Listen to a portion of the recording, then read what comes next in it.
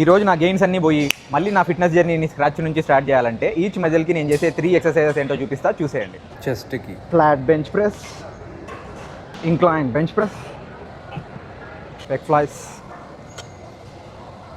బ్యాక్కి lat pull down, seated row, T bar row, ట్రైసెప్కి overhead tricep extension, tricep extension, బైసెప్కి EZ bar preacher curl, dumbbell hammer curl,